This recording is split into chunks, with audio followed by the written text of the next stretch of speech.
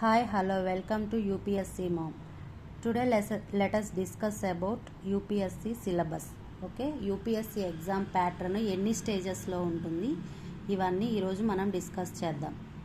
UPSC exam నార్మల్గా 3 స్టేజెస్లో జరుగుతుంది. ఫస్ట్ స్టేజ్ వచ్చేసి ప్రిలిమినరీ ఎగ్జామ్, నెక్స్ట్ వచ్చేసి మెయిన్స్ ఎగ్జామ్, థర్డ్ స్టేజ్ వచ్చేసి personality test means interview. Preliminary వచ్చేసరికి objective type with multiple choice questions ఉంటాయి.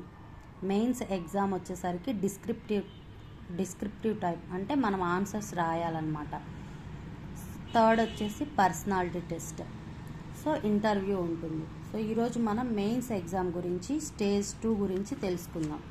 సో మెయిన్స్ ఎగ్జామ్లో మనకి మొత్తం ఎన్ని పేపర్స్ ఉంటాయంటే మొత్తం 9 పేపర్స్ ఉంటాయి.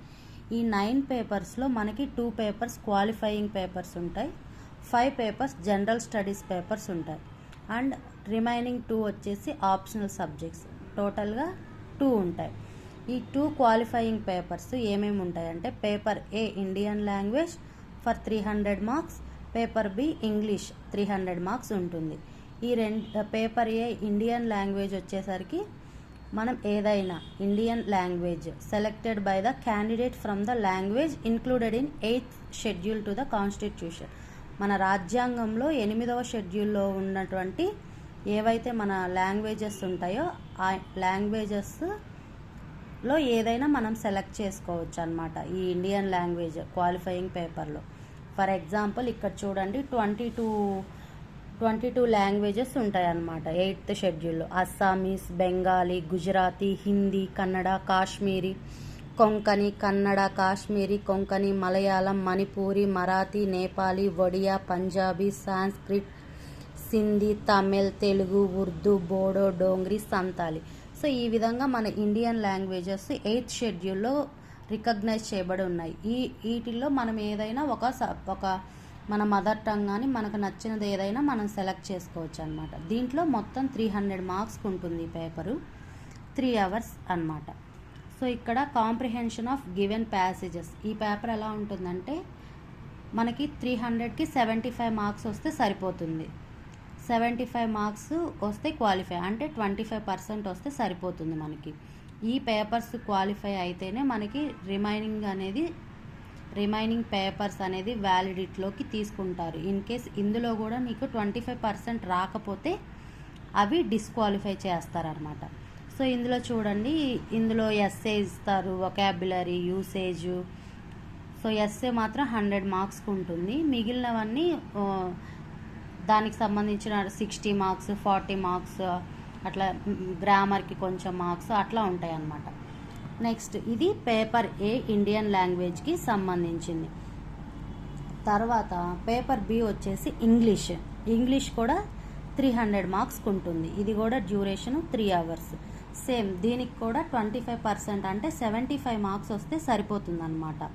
సో ఇది ఎందుకు మనకి ఎగ్జామ్లో కండక్ట్ చేస్తారంటే మన రీడింగ్ కెపాసిటీ ఎంత ఉంది, మనం అర్థం చేసుకోగలుగుతున్నామా లేదా ఒక ఇంగ్లీష్ సెంటెన్స్ వచ్చినప్పుడు అనేదానికి ఈ బేసిక్ టెస్ట్ అనేది పెడతారనమాట.